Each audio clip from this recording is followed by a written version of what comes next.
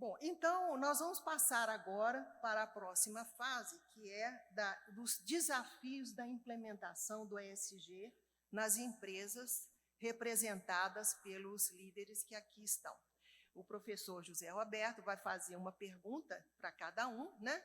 E eles vão responder. A primeira pessoa vai fazer a resposta, que pode ser complementada pelos demais. Se tivermos mais tempo, aí nós vamos abrir para a plateia. Então, segue aqui, professor, a primeira pergunta.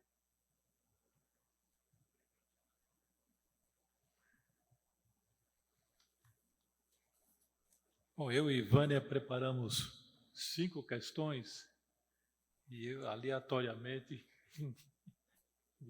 os colegas aí, a ideia é que o primeiro fala e depois, evidentemente, os demais podem fazer intervenções sem problema. Primeira pergunta aqui, nós pensei em fazer para o Francisco Pires, né? E que diz: as duas pesquisas mostraram grande relevância das práticas de governança, com diferenças significativas nas práticas adotadas. Quais as práticas mais relevantes adotadas em sua organização e a finalidade? E quais os desafios? Legal. Essa é uma pergunta bem abrangente, né? O conceito de governança, ele é um conceito que pode ter interpretações diferentes, né? Mas, ao mesmo tempo, é um conceito, governança, para mim, é o que mantém a empresa resiliente e viva no longo prazo. Eu gosto de imaginar a governança da empresa muito alinhada com o que a gente chama de sistema integrado de gestão, né? Começando com o propósito da empresa, que o da Novelis é juntos criamos um mundo sustentável, passando pela visão da empresa, né?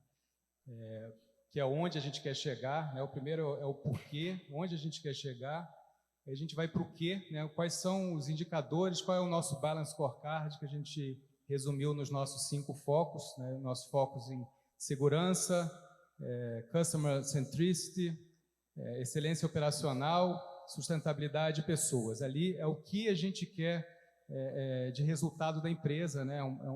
São os KPIs em cima desses pilares. E por baixo, dentro desse nosso modelo integrado, tem a cultura da empresa, que são as nossas crenças culturais. Então, eu acho que esse modelo de visão da governança, ele ajuda a gente garantir que a empresa está alinhada, né? Quando eu falo de cultura, eu acho que é a base de tudo que a gente quer fazer. Muitas vezes, a gente vê empresas focadas no KPI, né? E focadas em planos de ação que vão, eventualmente, chegar naquele KPI. A gente gosta de pensar bastante na base da pirâmide, que são as nossas crenças culturais, e a gente coloca exemplos, né, experiências que a gente quer que os nossos funcionários tenham, que essas experiências, que a gente chama de experiências tipo 1, gerem crenças, né, alinhadas com as nossas crenças culturais: faça o certo, tenha foco, atue como dono, vença com o time, fale abertamente, e que essas experiências elas levem à cultura da empresa. Então, não adianta só colocar o KPI, colocar o processo, colocar o plano de ação. Para a gente, um dos pontos mais importantes é a gente garantir que a empresa toda viva a cultura e que essa cultura efetivamente leve a gente para os nossos objetivos. Eu gosto de ver a governança muito alinhada com o modelo de gestão.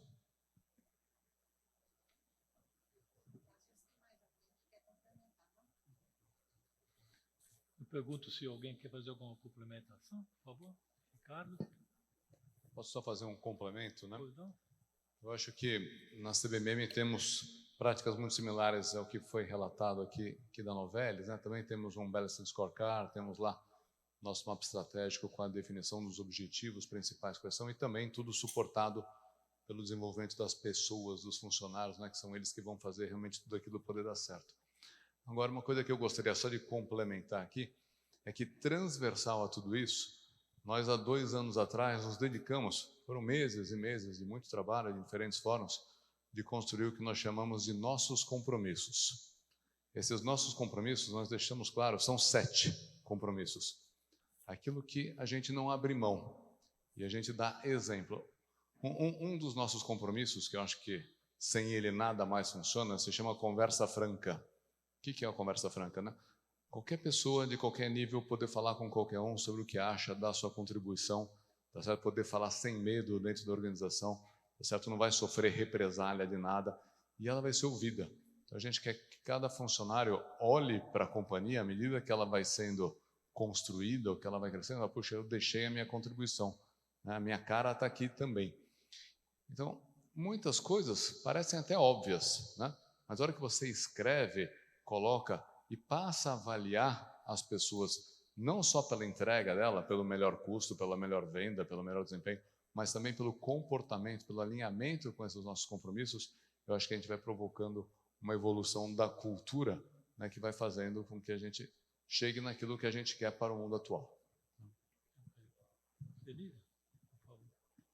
Somente complementando, né? Além de tudo que vocês falaram, né, do propósito, realmente o propósito da Gerdau foi algo bastante importante para a gente definir a direção que a gente está tomando, né, que é empoderar pessoas que constroem um futuro sustentável, certamente. E dentro desse objetivo de que as pessoas que vão construir esse futuro, as pessoas precisam tomar decisões que consigam enxergar as questões ambientais, sociais e de governança. Alguns passos importantes que eu entendo que a Gerdau tomou foi transformar um comitê de estratégia num comitê de estratégia e sustentabilidade. Então, todas as decisões estratégicas da Gerdau passam por um crivo, uma análise desse comitê que assessora o board da organização e que tem que avaliar as questões ambientais, sociais e de governança que foram definidas como as mais relevantes, através da matriz de materialidade. E, além disso, a gente, como um símbolo que realmente fez muita diferença para a organização no desdobramento do ISD, definimos os incentivos de longo prazo da alta administração, até que mostro no seu gráfico, né, Vânia?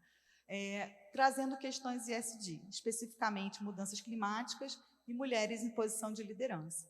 Então, a gente acaba desdobrando para a organização como um todo essa tomada de decisão, como a gente espera que ela aconteça, através desses mecanismos. Obrigada. Obrigado. Bom, a próxima pergunta é para você, Cenira. Pode segurar o microfone aí. Quais os programas mais relevantes de sustentabilidade ambiental na sua organização e por quê? A Gerdau ela é a maior recicladora de sucata das Américas e só no ano de 2021 a gente reciclou 11 milhões de toneladas de sucata, né?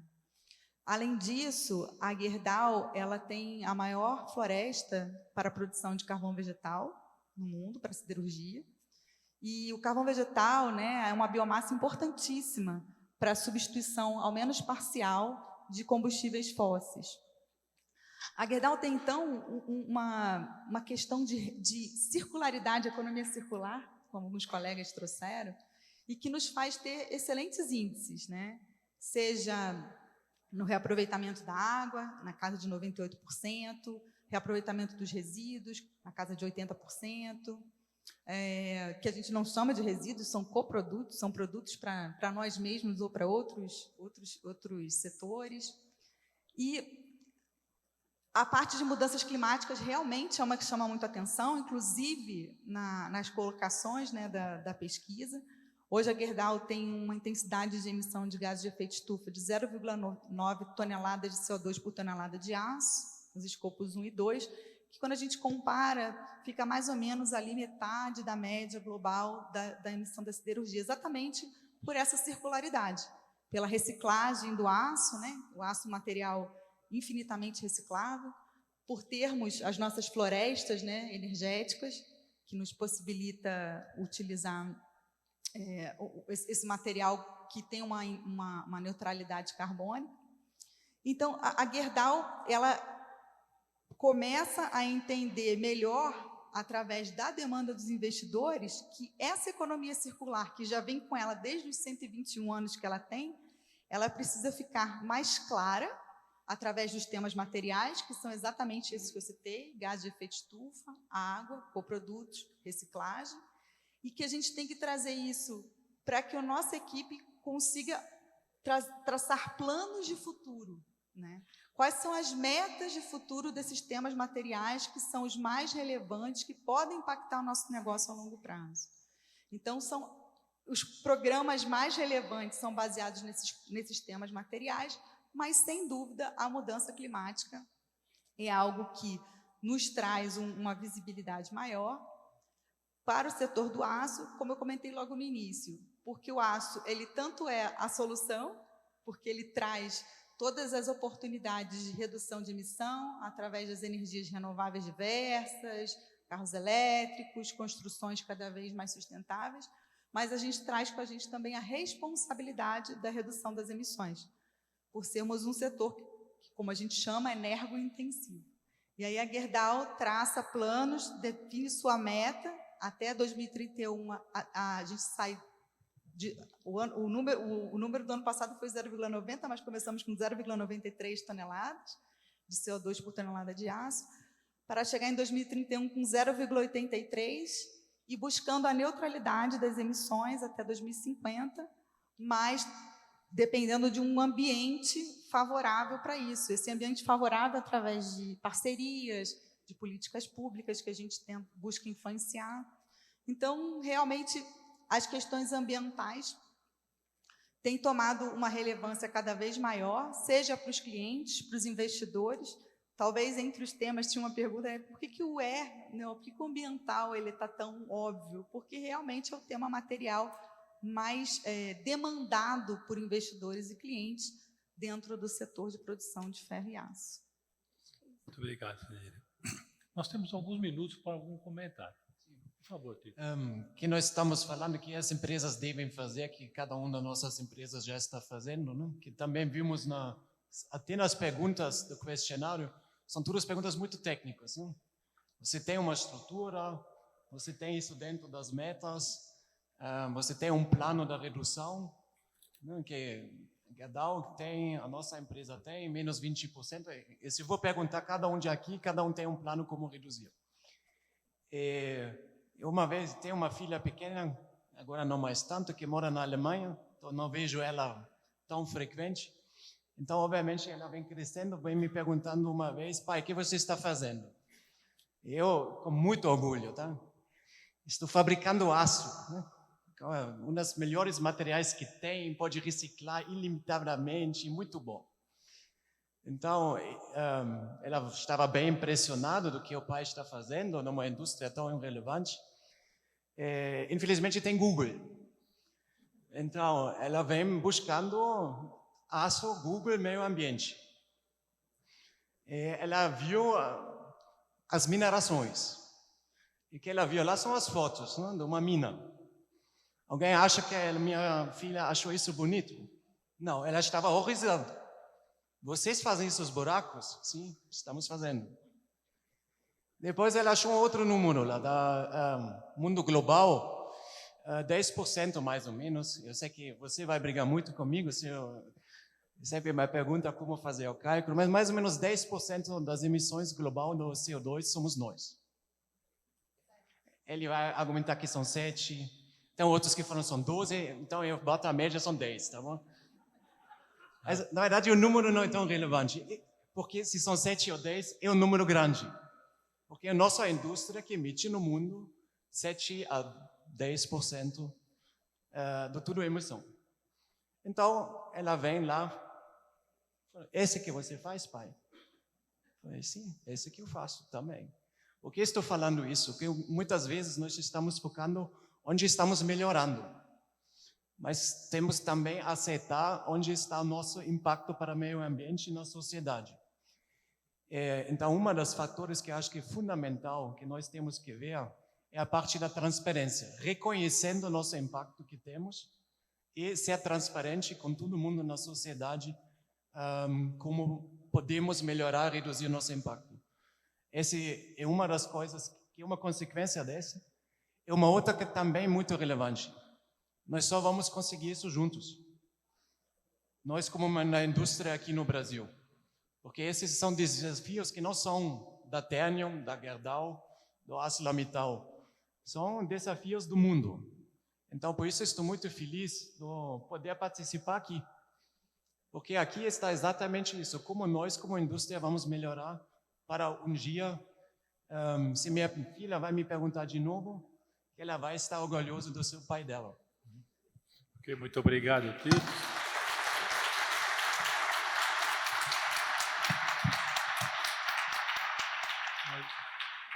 Eu não vou falar dos 7%, não.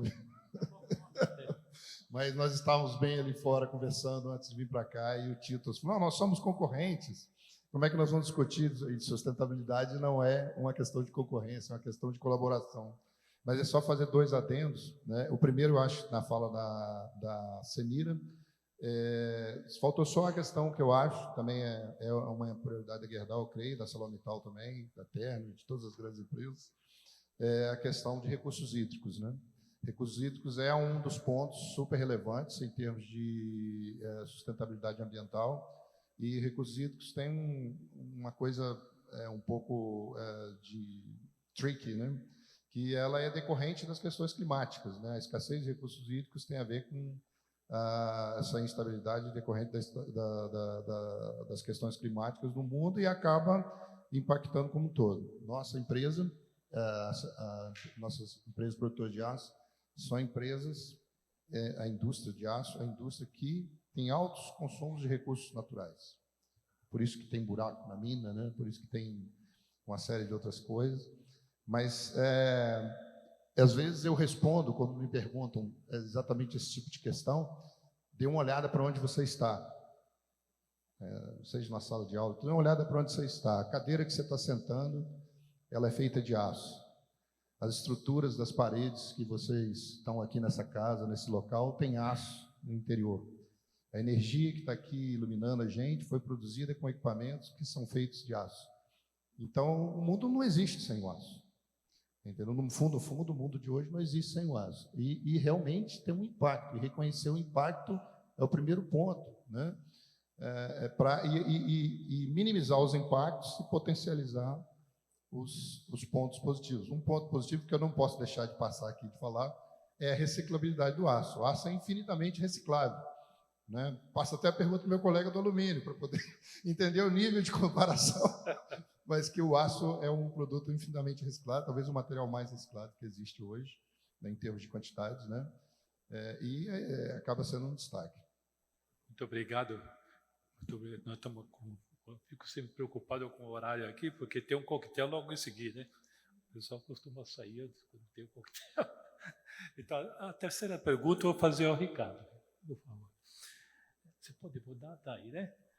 As pesquisas em ambos os casos mostraram relevância um pouco menor do pilar de responsabilidade social em relação aos outros 2 pilares.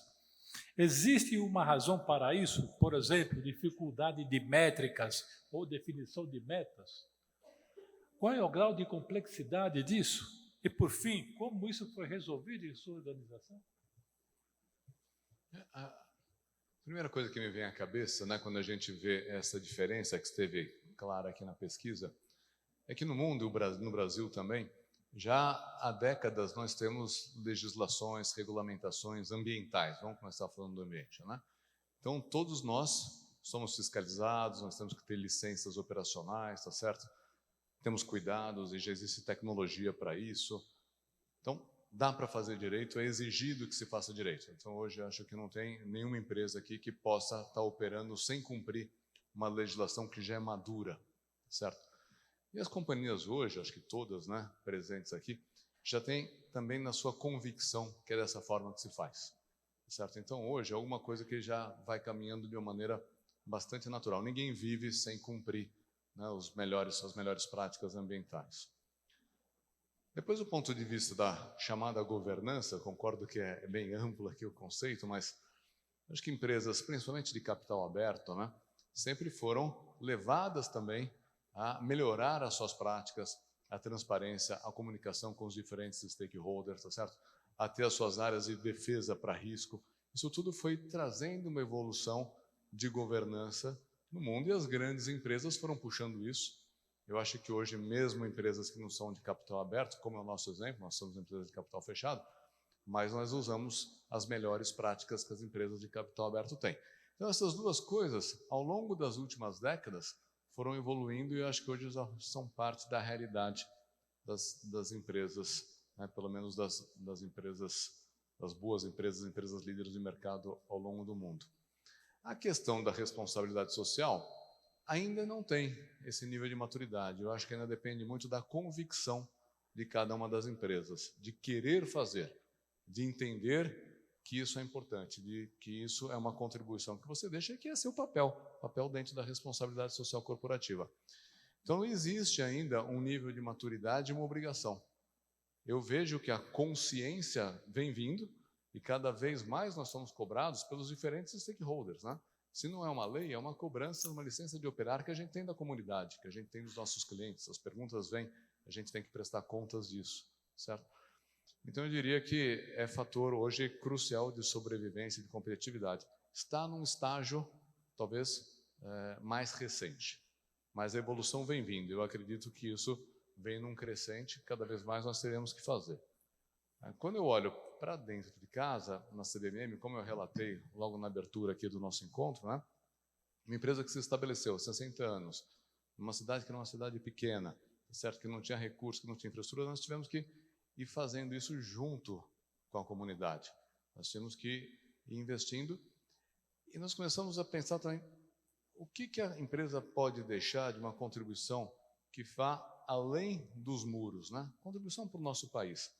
E tem um programa que eu gostaria de citar aqui, que a gente acha extremamente importante. A companhia hoje, ela subsidia em 80% os estudos dos filhos de todos os funcionários. Então, os funcionários podem ir a uma rede privada de ensino, eles têm a liberdade de escolher, tá certo? E 80% disso é reembolsado pela companhia para todos os níveis, é todo mundo igual, todo mundo tem isso, tá certo? E a gente foi vendo que essas crianças foram tendo chance a uma escolaridade melhor e foram, ao longo das gerações, tendo uma ascensão social através de uma formação melhor. Então, isso ocorre tanto com filhos de funcionários que acabam trabalhando na companhia, nós temos muitos que estão na terceira ou na quarta geração já trabalhando lá, e é interessante ver como que eles foram galgando posições mais altas dentro da companhia através disso. E muitos que cresceram, que hoje ocupam outras posições dentro da sociedade. Então, isso é o que a gente fala que é uma convicção.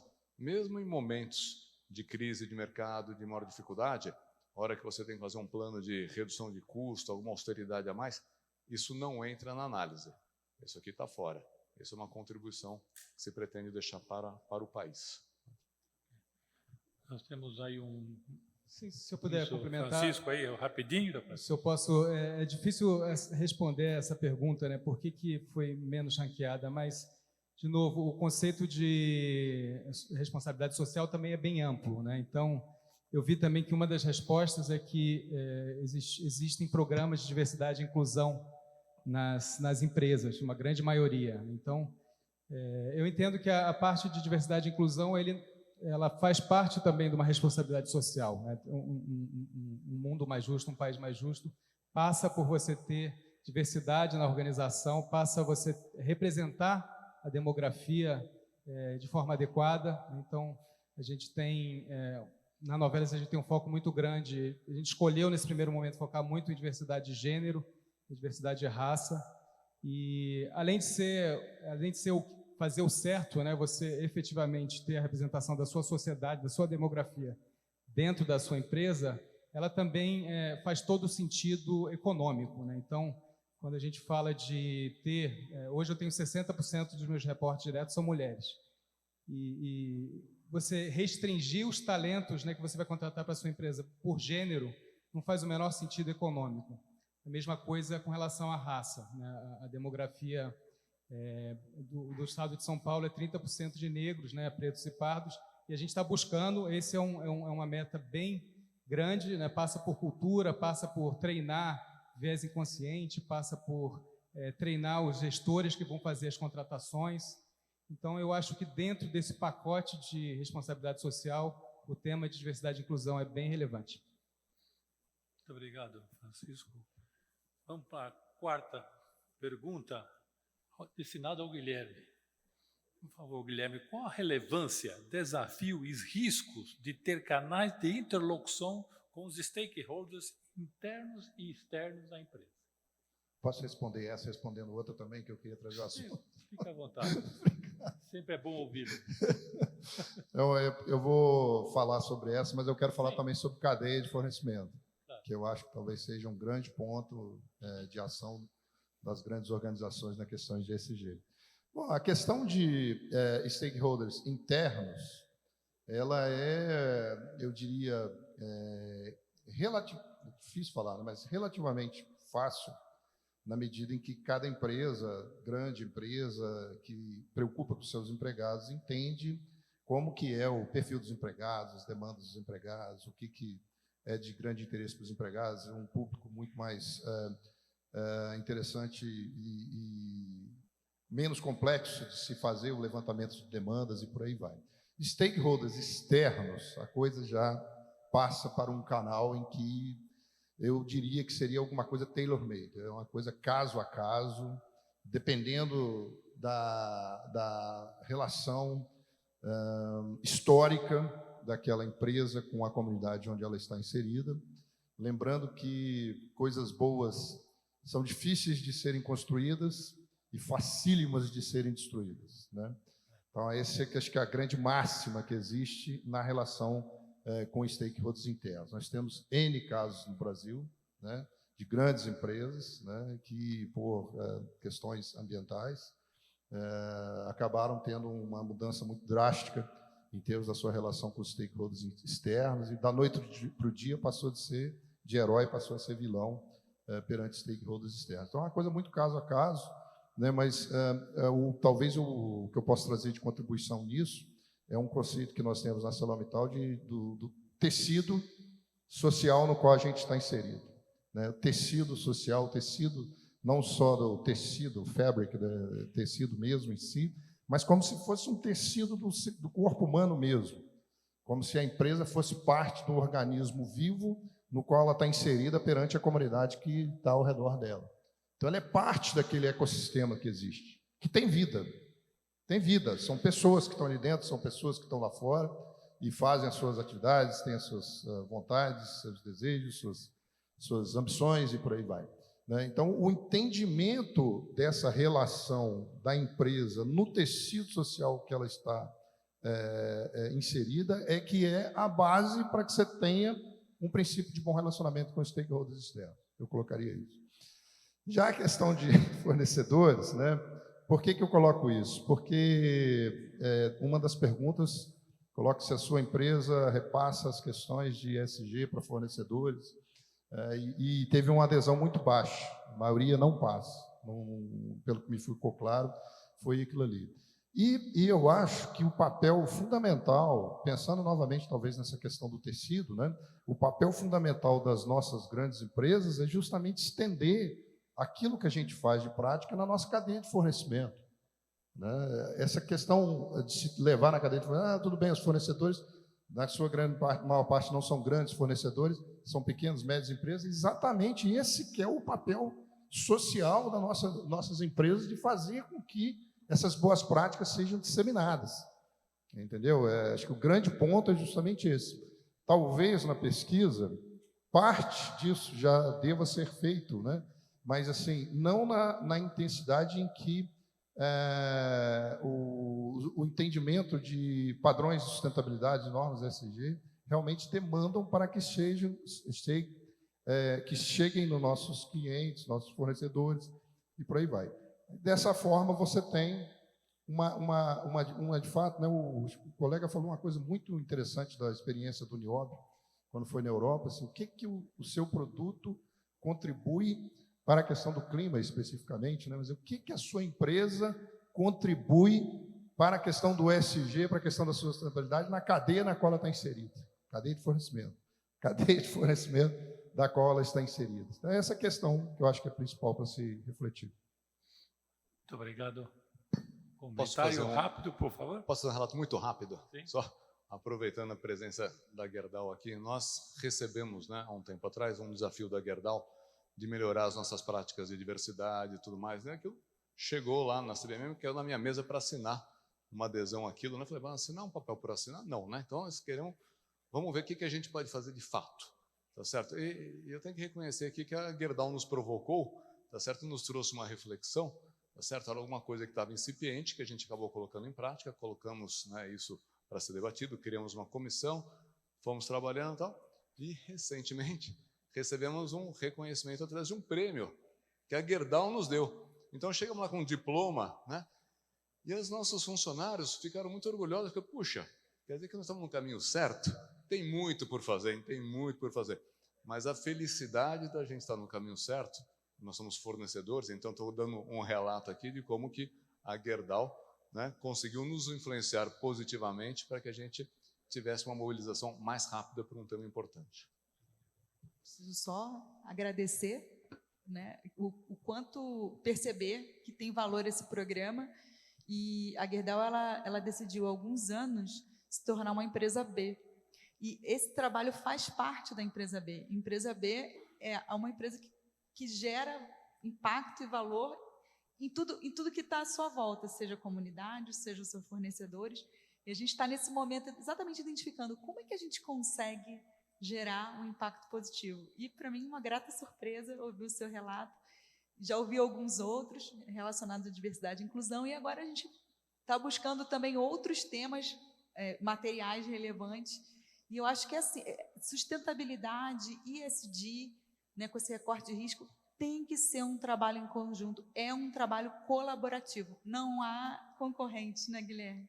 A gente, nesse momento, realmente tem que dar as mãos e buscar o melhor para a sociedade, para a valorização do nosso produto e do nosso negócio como um todo. Tá certo, Celina. Bom, Tito, chegou a sua vez? Então, vamos lá, a pergunta. O relatório do RMI, que foi mostrado agora há pouco, mostrou uma lacuna entre a alta gestão da empresa e os níveis operacionais locais na adoção da agenda ESG. Como alinhar os vários níveis da organização para o atingimento das estratégias de ESG? Quais as ferramentas, as boas práticas e os desafios? A pergunta em si já está indicando que existe uma diferença. Na verdade, se essa diferença existe, já está algo muito errado. Porque se a diretoria de uma empresa quer algo e o operador não sinta, é algo fundamentalmente errado. Então, se estamos pensando sobre ESG, é principalmente cuidar um do outro. Cuidar das nossas futuras gerações, cuidar da sociedade em que estamos vivendo, trabalhando. Isso, obviamente, tem que começar com nossos colaboradores. Se eles já não se sintam cuidados, e se nós não somos capazes de cuidar dos nossos próprios funcionários, somos incapazes de cuidar de ninguém. Então, isso é, para mim, fundamental, que começamos a cuidar dos nossos próprios funcionários. E agora, na pandemia, tivemos várias oportunidades de fazer isso, né? Acelerou muito a forma de trabalhar em modelos mais flexíveis, uma coisa que talvez eu, no responsável na operação, nunca imaginei que alguém dos meus funcionários da produção faz home office. Se alguém me falava isso 5 anos atrás, falei, não. Hoje já é realidade, né? Então, nossas pessoas também trabalhando na fábrica podem fazer home office. Esses modelos que também são relevantes para as pessoas que não podem fazer home office porque tem que operar uma máquina, eles também têm que ser sentido cuidado. Eu acho que temos que começar como diretores ou presidentes da empresa com nossos próprios funcionários. Se estamos capazes de cuidar deles, se podemos olhar para fora. Nós desenvolvemos um conceito na Ternium que nós chamamos da licença social, que nada mais do que uma licença do meio ambiente, que tem normas, com várias leis que tem que ser cumprido, e outro é um contrato virtual, porque outra parte não sabe que ele existe, mas em princípio nós estamos sempre perguntando: a sociedade tolera a gente? A sociedade quer que nós estamos operando aqui? Porque se a resposta é sim, nós estamos fazendo tudo isso que está na ESG demandado da gente. Eu vou dar um exemplo para ficar isso mais claro. Vamos imaginar que vocês são responsáveis por uma unidade da operação. Ou seja, vamos imaginar uma aceria. E ela está produzindo, e uma parada custa 1 milhão. E agora você recebe uma ligação de um dos seus funcionários que fala, olha, temos um problema no filtro. Você pergunta, qual foi o problema? Algumas mangas quebradas. Tá. Estamos dentro do limite? Sim, limite é 50, estamos operando com 48. Qual o problema? Mas a fumaça que sai lá no chaminé, ela normalmente é invisível, mas agora é preto, né? Isso posso garantir, é um fato real. O que vamos fazer? Eu preciso admitir, quando eu comecei a ser responsável onde estou hoje, no primeiro ano, a resposta era, vai continuar operando. Estamos embaixo do limite, estamos cumprindo todas as normas. Se alguém amanhã liga, vai reclamar, o nosso gerente do meio ambiente está aqui, ela sabe isso. A resposta era, cumprimos as regras. Hoje nossa resposta vai ser outra. Hoje nossa resposta vai ser visível, é preto. Desliga. Porque eu não consigo explicar para ninguém que mora aqui, nossos vizinhos, que é preto visível, mas não se preocupa não.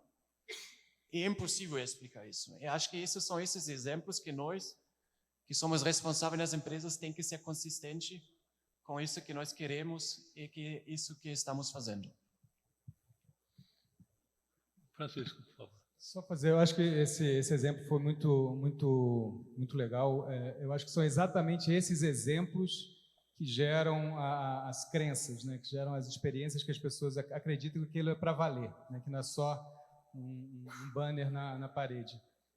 A gente, quando fala dessa questão do gap entre top management e o operational level, né? Global, regional, etc., são esses exemplos, essas experiências que fazem o alinhamento, né? A gente acredita bastante nisso. Para a gente, um divisor de águas que a gente conseguiu fazer o alinhamento e as pessoas entenderam que essa questão de sustentabilidade é para valer na nossa organização, foi quando a gente estabeleceu um valor para o carbono. Quando a gente faz a avaliação dos nossos investimentos, é muito fácil se aprovar o investimento vai gerar tantos milhões de toneladas de carbono, né? O economics do investimento é bom, tem cliente, tem contrato, mas se você não colocar e de alguma forma tangibilizar um valor financeiro, né? A gente tem adotado $60 por tonelada de carbono, e avaliar a aprovação desse investimento com esse valor de geração custando no economics do projeto. Quando você faz isso e você dissemina na organização que essa é a sua nova forma de aprovar projeto, aquilo é uma que a gente chama de uma experiência tipo 1. As pessoas entendem, realmente é para valer. Esse valor vai para um fundo, né? O fundo vai trabalhar em R&D, vai trabalhar em formas de desenvolver, formas de mitigar o carbono. Então, acho que são essas formas, essas experiências que ajudam a alinhar a cultura da empresa. Teve alguns momentos que a gente comentou como a questão ESG é difusa. É difícil, às vezes, de tangibilizar o que é ESG. E aí, você trouxe esse exemplo da precificação interna de carbono, e comecei a me lembrar de alguns outros exemplos da Gerdau, onde a gente colocou claramente para a operação o que era o importante de ser avaliado. Então, dentro do excelência operacional, a gente conseguiu identificar quais eram os indicadores que faziam relação com a operação e que faziam relação com o ESG. E aí começa a fazer o link das coisas. Porque, às vezes, é muito difícil, eu acho, do top management para o operador, tem que reduzir as emissões de gás de efeito estufa. Na operação, o que significa? É o COC rate que eu tenho que olhar, que não é só custo, mas que também tem uma questão de emissões. É você escolher entre nascer energia química e energia elétrica e fazer a decisão do que vai reduzir a emissão. Se a gente não faz essa tradução do que é o que a gente tem que caminhar em ESG, que o top management define, para a operação, é muito difícil, por essa de ser tão difusa a questão de ESG, a gente dar clareza para a operação onde ela tem que ir. Eu acho que esse foi um passo importante que a gente deu, de atrelar a excelência operacional aos principais temas materiais do ESG e aí conseguir fazer essa tradução de fato. Muito obrigado, Senhor. Oi. Puxa vida, deu uma estática aqui. Bom, nós temos tempo para uma pergunta da audiência. Se alguém tiver alguma pergunta a fazer, é o momento. Né? Indica aí qual é o... Boa tarde, obrigado. Eu sou Douglas Vieira, eu sou diretor da Enacom. Nós somos uma startup de tecnologia. Eu queria 2 perguntas e reflexões. Como engajar as pessoas? A gente fala muito de ESG como papel, documento, como engajar. A segunda pergunta é como o digital vai mudar isso tudo. A digitalização, né? Como ecossistemas, a inteligência vai mudar isso tudo. Então, como é que a gente traz as pessoas para o barco, né, da maneira mais ampla, e como é que o digital tem um papel num setor que é de físico, né, um setor extremamente físico. Obrigado.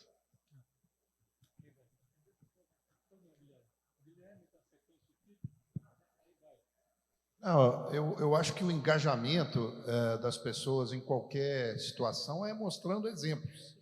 Exemplos, mostrando fatos, mostrando coisas concretas do que as questões, os requisitos de uma política, de um trabalho de sustentabilidade ESG, eles trazem para a organização. Né? E esses fatos, acho que o exemplo que o Titus deu aqui da filha dele é o exemplo mais convencedor para qualquer tipo de pessoa. Porque quando a gente pensa em sustentabilidade, a gente pensa no futuro. Quando a gente pensa no futuro, a gente pensa nos nossos filhos. Não tenha dúvida que é isso, entendeu? Nossas gerações futuras.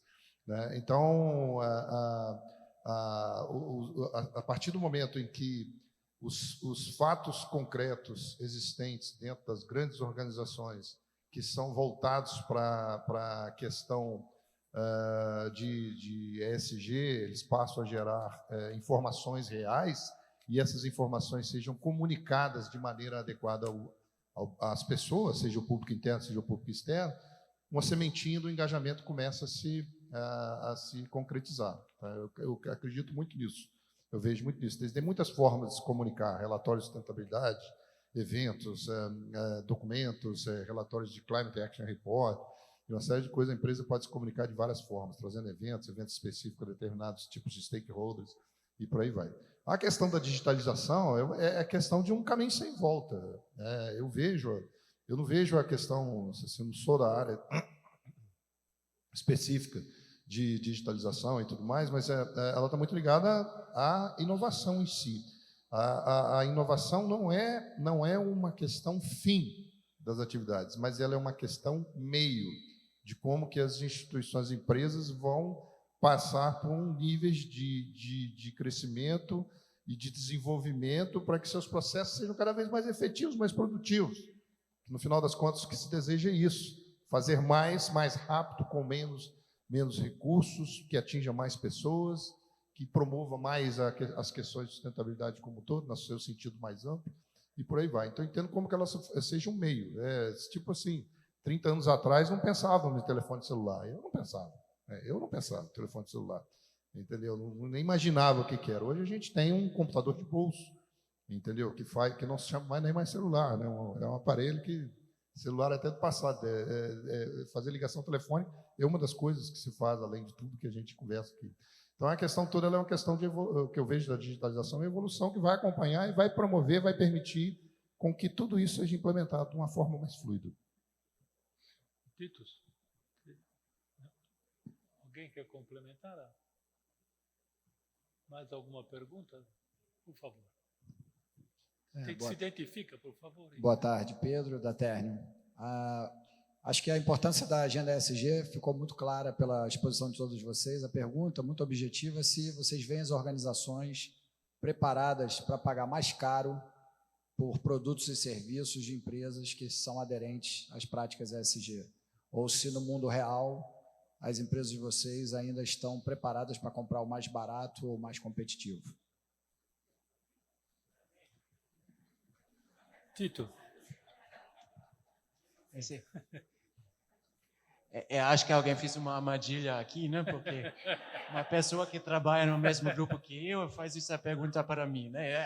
Meus colegas aqui estão direcionando para assim, considerando que ele é um advogado, depende. Não, vamos falar, acho que é uma pergunta muito válida. Obrigado, Pedro. Hoje, acho que se estamos honestos, só parcialmente. Hoje estamos fazendo isso. Nós, por exemplo, também colocamos um preço adicional de $80 por cada investimento para influenciar o futuro. Se hoje chega 2 fornecedores com as materiais iguais, um está pior no footprint do CO2, mas tem melhor preço, nós vamos pensar. Não está bem honesto. Mas eu vejo que isso é uma pergunta do máximo poucos anos que isso muda. E sim, nós vamos ser preparados para pagar um preço sim. Eu vejo isso acontecendo em breve. Mas hoje, infelizmente, ainda depende. Essa é uma pergunta de advogado, né, Pedro? Mas eu acho que é uma encruzilhada, falando de Brasil, tá? É uma encruzilhada em termos de decisão de se pagar mais ou não por uma questão hoje, tá? 2022. Creio que com o advento do futuro mercado de carbono que vem a vir no Brasil, isso pode mudar. Vou dar um exemplo específico da ArcelorMittal. A ArcelorMittal tem uma iniciativa que chama XCarb. XCarb é uma iniciativa em que ela visa antecipar ações de reduções de gases de efeito estufa, ações já conhecidas, maximizar o uso de gás natural, injeção de carvão vegetal, coisas desse tipo, né? Utilização de 100% de energia renovável, por aí vai. E através de uma fórmula, que não é uma fórmula mágica, tá? É uma fórmula real mesmo, concentra todas essas ações em uma determinada quantidade de aço produzido, de forma que aquele aço produzido, o footprint dele de CO2 é zero, decorrente daquela ação que foi implementada, mesmo que aquela ação tenha sido marginal em termos de redução. Nós sabemos hoje que as ações que a gente tem hoje é coisa de 10%, 15% de redução no máximo, né? Algo nesse sentido, tá? Então, você concentra e você produz aquela quantidade de produto chamado um aço XCarb, que é um aço com zero carbono. Qual que é a importância disso? O meu cliente irá adquirir um produto em que é 0% de carbono hoje, nos dias de hoje. Se houver a remuneração adequada daquele produto decorrente do que eu investi para reduzir. Tipo assim, meu cliente produz um aço zero carbono para você, porém eu vou ter que investir tanto, o custo do aço será tanto. Você concorda? Bom, no Brasil a resposta até então hoje foi não. Entendeu? Na Europa sim, né? Mesmo porque pelo fato que o mercado europeu lá o preço de 60, 80 dólares, 80 euros por toneladas é real, né? Não é um preço interno, é preço real devido ao mercado. Então acaba se valendo. Então, a minha resposta é uma encruzilhada, né? É uma pergunta sem ter uma resposta clara, eu diria hoje. Eu arriscaria dizer que no horizonte de 3 anos, muito provavelmente sim, as empresas passariam, 3 a 5 anos, eu diria, as empresas passarão a aceitar de fato mesmo, pagar mais para ter o nosso produto com as ações de redução de gás de efeito estufa. Posso fazer um comentário? Você estava na frente? Não, só queria comentar um esforço que nós fazemos, como eu comentei aqui, né? Nosso principal desafio do ponto de vista de estratégia para provocar o crescimento da empresa é desenvolver novas aplicações, tá certo? Então passa muito por parcerias com os nossos clientes para desenvolvimento de tecnologia. E muito dessa tecnologia está aliado aos conceitos, tá certo, de ESG. Por exemplo, fabricar um aço que você tem uma resistência mais alta e você possa ter um teor menor, uma quantidade menor de aço por veículo. Então, carro, conceito de maior resistência, estruturas mais leves. Isso também hoje é aplicado para a construção civil. Então, uma política que nós temos hoje com os nossos clientes, né?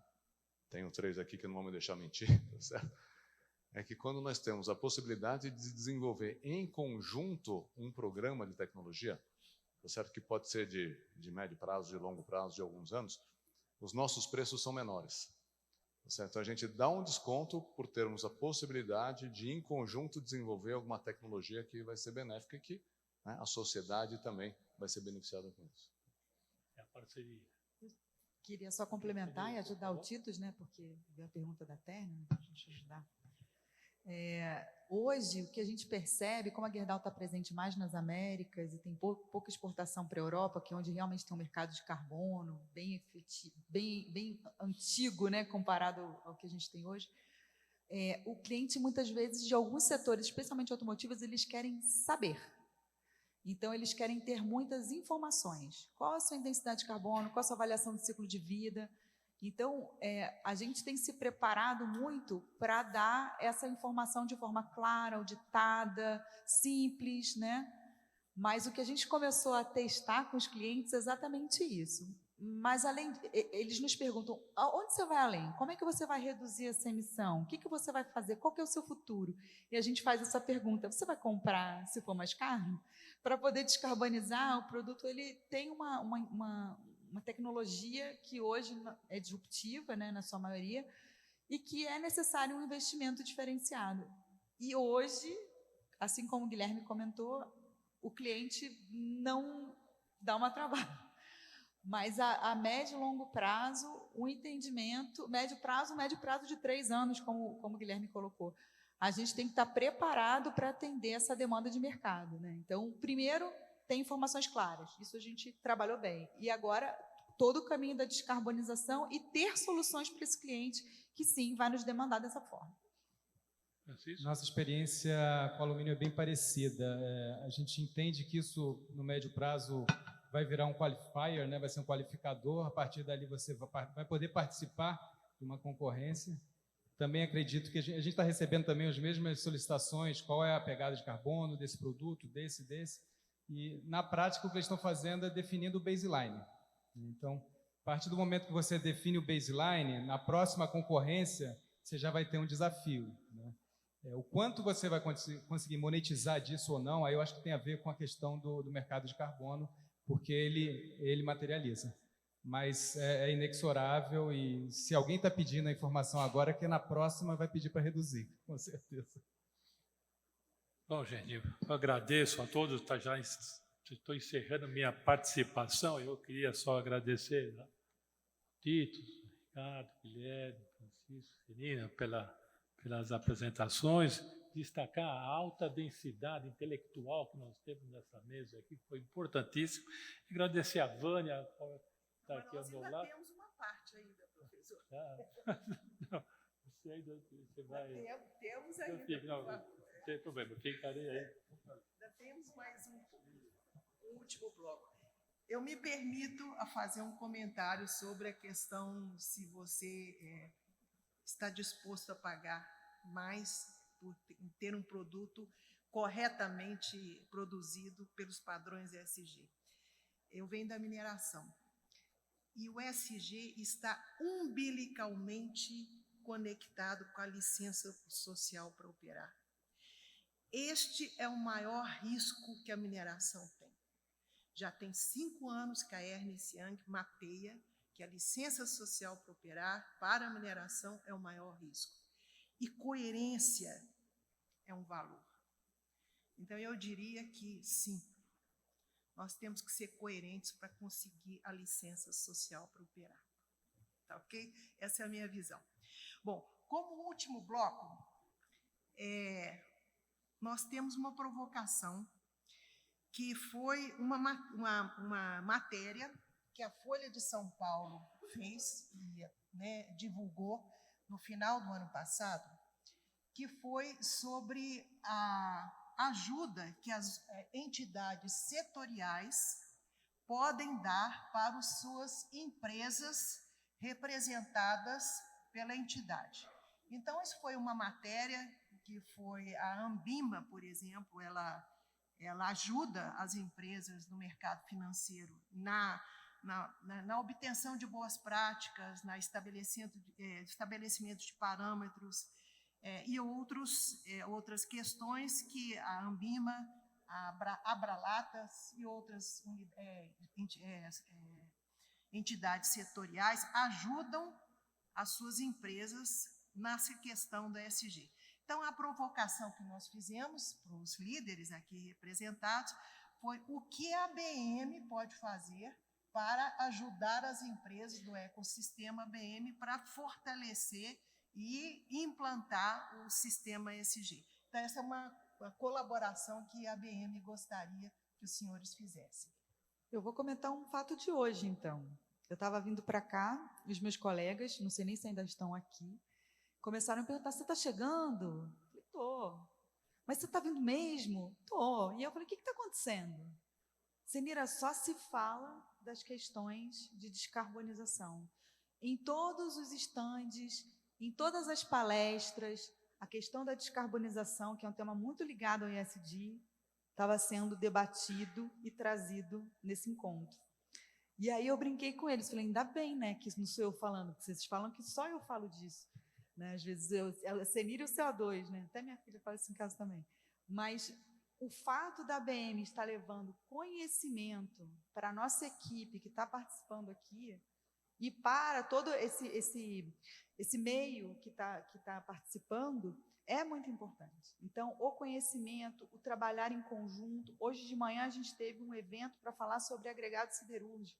Então, desmistificar o uso do agregado siderúrgico, que é um coproduto de fato, para gerar economia circular, juntar equipes para poder pensar tecnicamente em conjunto que tem mais força, isso é essencial. Então, 2 exemplos de hoje.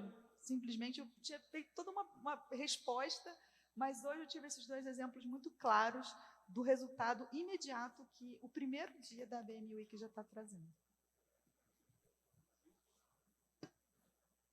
Bom, primeiro um disclosure. Eu acho que essa foto aí é do nosso centro de coleta de Brasília, porque estou reconhecendo o Cátilo ali tirando uma foto numa pilha de latinha de reciclado aí.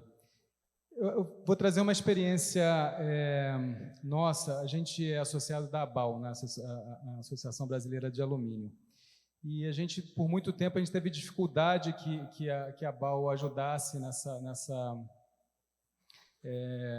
agenda ESG, né? A gente tinha muitas discussões com relação ao cumprimento do PNRS, que é o Plano Nacional de Resíduos Sólidos, garantir que a embalagem voltasse. A gente tinha uma coalizão bem ampla de embalagens que, na prática, não conseguia ir na direção do PNRS. E quando a gente alinhou a ABAL com a Abralatas, focou uma questão de ESG específica, de reciclagem, um compromisso com o Ministério do Meio Ambiente, a gente conseguiu efetivamente fechar um compromisso com o Ministério do Meio Ambiente, que é um compromisso de manter o índice de reciclagem das latas acima de 95%, quando a gente focou. Então, conhecer quais são as dores, os desafios de uma forma mais ampla e escolher 1 ou 2 que efetivamente são convergentes, né? Porque a entidade ela representa um número grande, muito grande de interesses e de desafios, né? Então, entender quais são aqueles pontos que vocês podem focar e efetivamente agregar valor e propor uma solução, trazer benchmark de outras empresas, etc. Eu acho que é uma sugestão. Eu vou dar minha contribuição baseada na minha experiência com a questão de MDL, dos projetos de mecanismo de desenvolvimento limpo. Em 1999, eu participei do primeiro evento na minha vida sobre MDL. Foi um fórum promovido, à época, pelo CEBEDS, Conselho Empresarial Brasileiro de Desenvolvimento Sustentável, em Teresópolis, no Rio de Janeiro, em que reuniu os grandes, né, as pessoas que estavam desenvolvendo e fazendo os trabalhos com as questões de MDL no Brasil.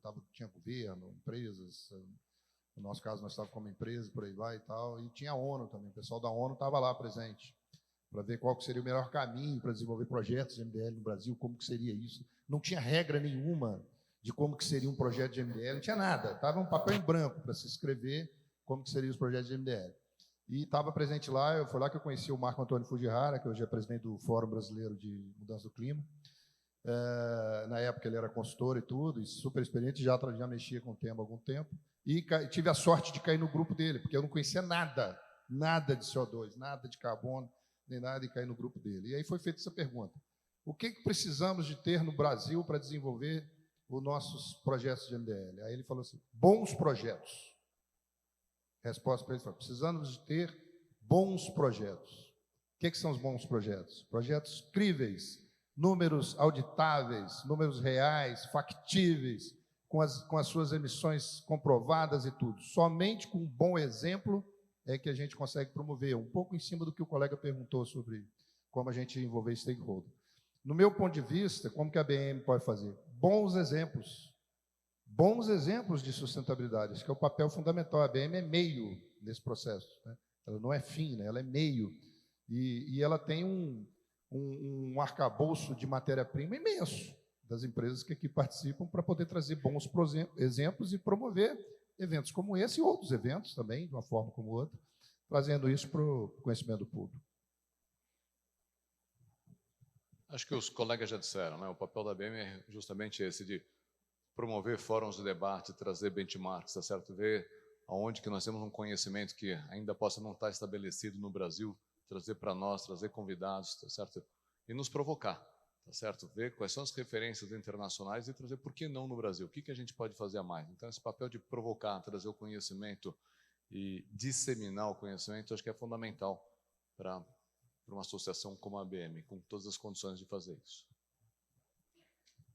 Agora vou complementar, mas para mim são duas coisas muito óbvias, muito claro. Uma é a parte da colaboração, que é um evento como esse hoje, que estamos discutindo essa agenda, que não deveria parar aqui, esperar até o próximo ano, deveria ser algo que vocês ajudam a gente a ter um fórum onde a gente pode compartilhar nossas experiências. E segundo, a promover essas. Porque uma coisa é que nós internamente vamos se compartilhar, mas outra também promover isso para o mundo fora. E nossa indústria, de fato, sendo visto, não é uma indústria muito moderna. E se estamos agora fazendo uma coisa que nós achamos moderno, dá para, no mínimo, falar sobre isso também.